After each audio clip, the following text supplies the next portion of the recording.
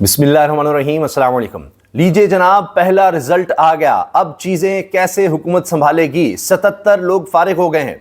एक ही झटके में हुकूमत की 77 विकेटें उड़ गई हैं, 77 सीटें कम हो गई हैं।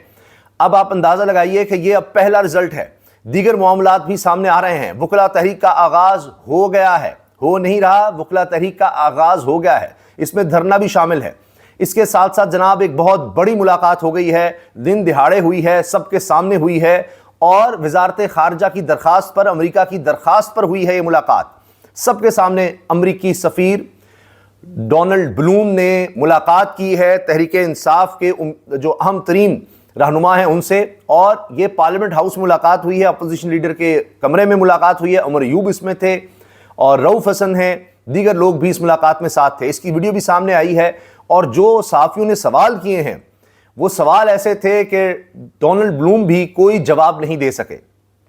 अड्डों के हवाले से सवाल था, इमरान खान की रिहाई के हवाले से सवाल था, इसकी भी हम बात करेंगे। लेकिन सबसे पहले सबसे बड़ी खबर पर आते हैं कि जिस तरह सुप्रीम कोर्ट की तरफ से फैसला सुना दिया गया और मखसूस नशिस्तें जो तहरीक इंसाफ की बनती थी उनसे छीन कर वो इलेक्शन कमीशन की तरफ से दे दी गई, बांट दी गई हुकूमती इत्तेहादियों में, दीगर जमातों में। 77 सीटें आप सोचिए, असम्बली में 77 लोगों की नुमाइंदगी जो तहरीक इंसाफ की बनती थी वो झोली में डाल दी गई हुकूमत के, और इस तरह उनकी 2/3 अक्सरियत बनवा दी गई।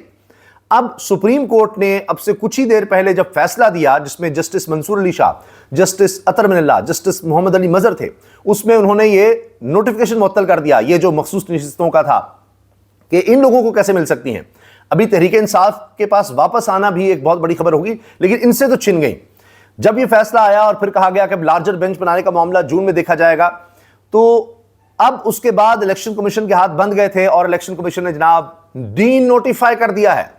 यानी ये लोग हलफ ले चुके, 77 लोग आप सोचिए असेंबलियों में जाकर बैठ गए। अब इनको डी नोटिफाई कर दिया है, ये अब मेंबरान असेंबली नहीं रहे। इससे पहले यह भी कहा गया था हुक्मनामे में सुप्रीम कोर्ट की तरफ से कि ये लोग आइंदा किसी भी कानून साजी में भी हिस्सा नहीं ले सकेंगे। यानी जो आईनी तरमीम लाने की बात हो रही थी, जिसमें जुडिशल पैकेज था, जिसकी बड़ी बात थी, बड़ा चर्चा था, काजी फाइसा साहब को जनाब 3 साल की एक्सटेंशन, कुछ लोग ये कह रहे हैं कि जजेस को भी लालच दी गई, आपकी भी उम्र बढ़ा देंगे हम रिटायरमेंट की, मौजूदा जजेस की भी, तो चुप रहें, कोई ऐसा फैसला न दें, 2/3 अक्सरियत हमारे पास रहने दें। और अब देखिए वो सारी इन्वेस्टमेंट फारिग हो गई। बहुत से लोग कह रहे हैं कि पता नहीं इनमें कितने लोग थे, जो किस तरह से बने थे, किन सिफारिशों पर बने थे, क्या लेन देन हुआ था, क्या वादे वईद थे। अब ये जब 77 लोग डी नोटिफाई हुए हैं तो वो क्या बनेगा उस इन्वेस्टमेंट का, उन चीज़ों का क्या बनेगा, वो सब वापसी हो सकेगी। बहुत बड़ा धचका है। आईनी तरमीम तो गई, हुकूमत की ब्लैकमेलिंग की ताकत भी गई, जो कर सकते थे स्याह सफेद के मालिक बन गए थे, आइन को जिस तरह से तहोबाला कर सकते थे बाकायदा। वैसे तो आइन वैसे ही इन्होंने उसका हुलिया बिगाड़ दिया, बेड़ा गर्क हुआ। आइन पर अमल कहाँ हो रहा है? ना पाकिस्तान में बुनियादी इंसानी हुकूक हैं, ना आज़ादी इज़हार राय है, कुछ भी नहीं है। जो आइन में बुनियादी चीज़ें दर्ज हैं, इंसाफ है नहीं, यहाँ जमहूरियत है नहीं, कुछ भी नहीं बचा। तो बहरहाल ये तो था कि आप उसको बाकायदा तौर पर ही उड़ाना चाहते थे कि वो जो वैसे ही ये कर रहे हैं आइन की खिलाफ वर्जी, वो आइन के अंदर ऐसी चीज़ें डालना चाह रहे। देखिए जी, आइन ही हमने बदल डाला है, तो वो अब इनके पास से ताकत निकल गई। आज जस्टिस काजी फाइसा साहब, चीफ जस्टिस सुप्रीम कोर्ट, वो भी बड़े परेशान नजर आ रहे थे, गुस्से में नजर आ रहे थे, क्योंकि फैजाबाद धरना अमल दरामद जो केस है उसमें रिपोर्ट पेश की गई बाकायदा सुप्रीम कोर्ट में जस्टिस काजी फाइसा साहब की अदालत में, और उसमें तो क्लीन चिट मिल गई जनरल फैज़ हमीद को। उस पर बड़े सख्त नाराज थे कि जनाब ये तो लगता है कि सिर्फ और सिर्फ कमीशन बैठा इसलिए था कि जी आपके हवाले से, यानी जनरल फैज़ हमीद को तो बिल्कुल क्लीन चिट देने के लिए बैठा था। उस पर बड़े नाराज नजर आ रहे थे।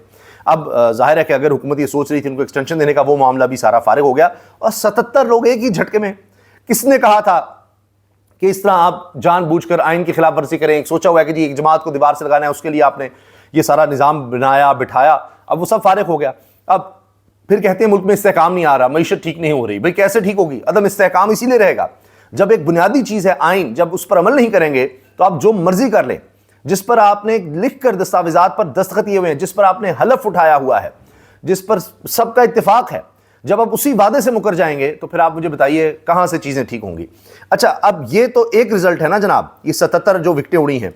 इसके अलावा कुछ साबिक मेंबरान असम्बली भी हैं, एक्स MPA वगैरह, वो भी जनाब جوک در جوک تحریک انصاف میں شامل ہو رہے ہیں, زیر خطاب جماعت میں شامل ہو رہے ہیں.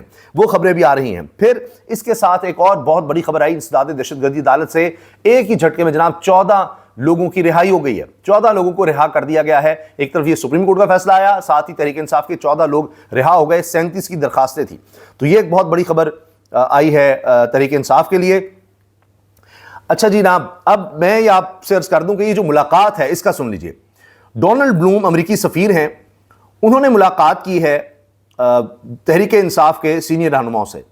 اب اس ملاقات میں بتایا جا رہا ہے جی عمر ایوب تھے, اپوزیشن لیڈر کے کمرے میں ملاقات ہوئی ہے, پارلیمنٹ ہاؤس میں ہوئی ہے. ملاقات اپوزیشن لیڈر چیمبر میں ہوئی. چیئرمین پی ٹی آئی بیرسٹر گوہر بھی تھے, اسد قیصر اور رؤف حسن بھی ملاقات میں موجود تھے. اب کہا جا رہا ہے جی سیاسی صورتحال پر اس میں گفتگو ہوئی ہے. جو سوال پوچھے گئے ہیں, ویڈیو بھی میرے پاس موجود ہے, اور اس میں ڈونلڈ بلوم جو ہیں ان کے تاثرات ذرا اور سے ہیں. اب ظاہر ہے اس پر چونکہ اب عمر ایوب کا بیان بھی آ گیا ہے, وہ بھی میں آپ کے سامنے پڑھ دیتا ہوں. انہوں نے کہا ہے کہ جی دفتر خارجہ کی جانب سے ہمیں آگاہ کیا گیا تھا کہ امریکی سفیر ملاقات کرنا چاہتے ہیں. اب یعنی امریکی سفیر چاہ رہا ہے کہ جی ملاقات کرے تحریک انصاف سے. اچھا, اس میں آپ کو بتا دوں کہ یہ جو اوورسیز کو گالیاں نکالنے کا سلسلہ ہے, بہت برا بلا کہا جا رہا ہے. ہمارے دانشور بھی اس پر لکھ رہے ہیں, صحافی بھی لکھ رہے ہیں. یہ بس کہ جی پتہ نہیں اوورسیز ہمارے لیے کتنا بڑا مسئلہ ہے, وہ کیوں اس طرح سے پریشر بناتے ہیں کہ امریکی حکومت پر پریشر آ گیا. اب ان کو نظر آ رہا ہے کہ جی آگے ٹرمپ آ رہا ہے, ڈونلڈ ٹرمپ آ رہا ہے, یہ حکومت تو جا رہی ہے. مشاہد حسین سید صاحب کہہ چکے ہیں جی نومبر میں ایک فون آئے گا اور سب کچھ یہاں بدل جائے گا, کیونکہ ڈونلڈ ٹرمپ نظر آ رہا ہے وہ کلیئر فیورٹ ہے. تو یہ بائیڈن تو فارغ ہو رہے ہیں, تو اب ان کی ایڈمنسٹریشن بھی جائے گی. تو اب وہاں پر جو پاکستانی ڈائسپورا ہے پاکستانی امریکہ میں, انہوں نے کمال کر دیا. تاریخ میں پہلی دفعہ ہوا کہ وہاں پر جناب وہ ڈونلڈ لو کو بلایا گیا اور اس سے سوال و جواب ہوئے. پاکستان کے الیکشن کے حوالے سے ان کو کہنا پڑا کہ فیر اینڈ فیئر نہیں تھے.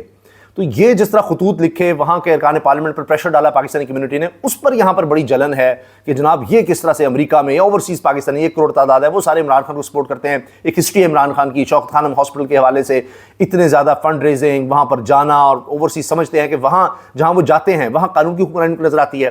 وہ اپنا ملک چھوڑ کر کیوں جاتے ہیں وہاں پر؟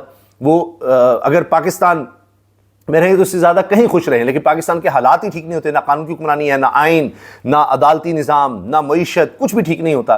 تو وہ بیچارے پھر بہتر روزگار کے لیے وہاں جاتے ہیں, ورنہ کون اپنا گھر چھوڑ کر جائے. تو ان کو گالیاں اور ان کو بھلا کہنا, اس لیے کہ جناب انہوں نے پریشر ڈال دیا. اور یہ اسی حوالے سے ہم کہہ سکتے ہیں, آپ دیکھیے نا کہ اب ڈونلڈ بلوم کہہ رہا ہے کہ جی میں نے ملنا ہے تحریک انصاف والوں سے. تو اب اس پر عمر ایوب نے کہا جی ہم نے جواب دیا بالکل ملاقات کریں گے, لیکن آفیشیل چینل سے آئیں, کوئی یہ ڈھکی چھپی کوئی ملاقات نہیں ہوگی, آفیشیل چینل سے آئیں. امریکی سفیر نہ عمران خان کو رہائی دلا سکتے ہیں, نہ ہم غیر ملکی سفیر کے سامنے اپنے تحفظات رکھیں گے. اچھا, اس پر میں عرض کر دوں کہ یہ باہر کی طاقتیں یہ تحریک انصاف کرے نہ کرے, لیکن باقی جماعتوں نے ہمیشہ وہیں سے حکومتیں بنوانے کے لیے, وہیں سے رہائیوں کے لیے اور سب ڈیلیں کرنے کے لیے وہیں سے ہمیشہ کام ڈلوایا ہے. اچھا, اب یہ بات کی جا رہی ہے جی کہ ہم نے نہ تو امریکی سفیر کے سامنے اپنے تحفظات رکھے, لیکن یہ ضرور بتایا کہ عمران خان سمیت پارٹی ورکرز اور خواتین پر قائم مقدمات بوگس ہیں. اور اس کے علاوہ جناب عمر ایوب صاحب نے کہا ہے کہ ملاقات اچھی رہی امریکی سفیر سے. پبلک اکاؤنٹس کمیٹی کا فیصلہ سیاسی کمیٹی کو خان صاحب نے سپرد کیا تھا. فائنل فیصلہ بانی چیئرمین ہی کریں گے, یعنی جو شیر افضل مروت کو ہٹا کر اب شیخ وقاص اکمل کو پبلک اکاؤنٹس کمیٹی کے لیے نامزد کیا گیا تحریک انصاف کی طرف سے. وزارت خارجہ کے کہنے پر امریکی سفیر سے ملاقات کی, اور ملاقات میں ملٹری بیسز کے حوالے سے کوئی بات نہیں ہوئی, کیونکہ ملٹری بیسز کے حوالے سے جناب سوال بھی کیا گیا صحافیوں کی طرف سے. یہ بھی پوچھا گیا کہ جی عمران خان کی رہائی کی بات ہوئی ہے نہیں ہوئی, یہ ڈونلڈ بلوم سے ڈائریکٹ سوال ہوا. اچھا, وہ خاموش وہاں سے نکل گئے ہیں. تو ایسے لگتا ہے کہ جس سوچ کے ساتھ شاید ڈونلڈ بلوم آئے تھے وہ شاید ان کو نہیں مل سکی سپورٹ. اب اس میں بیسز کا معاملہ ہے کیا نہیں, وہ کس سپورٹ کے لیے آئے تھے, کیونکہ ان کی طرف سے درخواست آئی تھی. تو اب دیکھتے ہیں, چیزیں چھپی تو رہیں گی. ایک اور جناب بڑی خبر یہ آئی کہ NA 148 ملتان کے ایکس MPA ملک ارشد ران, ملک عباس ران اور ملک نسیم ران, یہ انہوں نے PTI کو جوائن کیا. زین قریشی اور مہربانو قریشی کی طرف سے یہ اناؤنس کیا گیا ہے, اور یہ کمپلیٹ سپورٹ انہوں نے بیرسٹر تیمور ملک کے لیے NA 148 ملتان بائی پولز کے لیے. جناب یہ ایک اور بڑی خبر آئی. اچھا, اس کے ساتھ اب جس طرح سے میں نے عرض کیا کہ اس کی تو ویڈیو بھی آ گئی ہے ملاقات کی. انسداد دہشت گردی عدالت لاہور نے PTI کے 14 کارکنوں کی ضمانتیں منظور کی. 37 मुलजमान ने दरखास्तें दायर कर रखी हैं। अब मजीद समाअत जो है कल तक के लिए मुलतवी है। वकला तहरीक का जनाब आगाज़ हो गया है। लाहौर से रबिया बाजवा साहिबा ने दबंग तकरीर की है और कहा है अगर हमें जान की बाजी भी लगानी पड़ी तो इस मरतबा लगा देंगे। अब वकला तहरीक जो है पीछे नहीं हटेगी और इनके मुतालबात क्या हैं वो भी मैं आपसे शेयर कर देता हूँ। इसमें जनाब एक चीज़ तो ये है कि जो इंसदाद दहशतगर्दी के पर्चे ATA के पर्चे हो रहे हैं वकला के ख़िलाफ़, उसके ख़िलाफ़ जनाब ये एहतजाज और वकला तहरीक का आगाज़ हो गया है। धरना भी ये कह रहे हैं जी हम देंगे। रोज़ाना की बुनियाद पर एहतजाज है। जुमेरात को बड़े पैमाने पर एहतजाज होगा। इसके अलावा ये कह रहे हैं कि जो जजेस का ख़त है, जजेस पर जो दबाव है, उस पर तौहीन अदालत की कार्रवाई की जाए और जिन लोगों ने इस तरह धमकाया जजेस को, ये 6 जजेस ने ख़त लिखा है, उस पर उनको बुलाया जाए, उनके ख़िलाफ़ कार्रवाई की जाए।